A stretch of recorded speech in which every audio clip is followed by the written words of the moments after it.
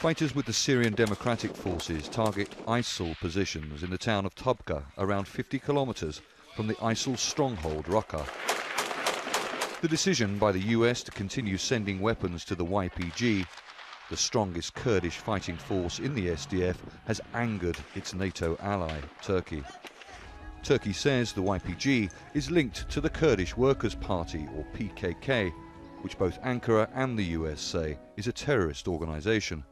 Turkey has been fighting the PKK for decades. Bu konu bizim Türkiye Cumhuriyeti Devleti, Türk milleti için. For the Turkish Republic and for the Turkish nation, this subject is a matter of to be or not to be, and a matter of existence.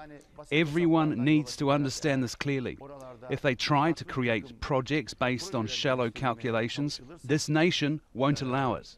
We can't allow terror organisations to exist in the form of a political body that can threaten the future of the Republic of Turkey. In August last year, Turkey launched Operation Euphrates Shield.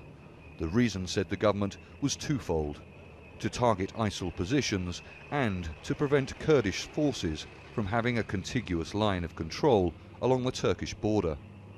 And it has succeeded so far. But the YPG, with the help of coalition airstrikes, military aid and US soldiers on the ground, has had great success in fighting ISIL.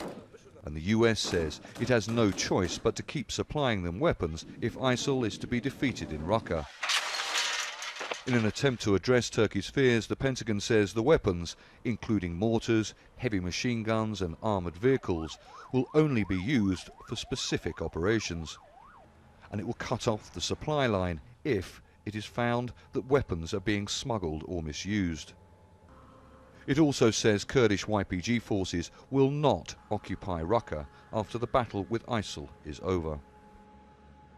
None of these assurances by the Pentagon are taken seriously by the Turkish government. The Kurdish issue is at the heart of Turkey's security concerns, both inside Syria and in this country. Now, the decision by the US to continue supplying weapons to a force that the Turkish government considers an existential threat is bound to be the focus of discussions between President Erdogan and US President Trump in Washington next week. Stratford, Al Jazeera, Gaziantep.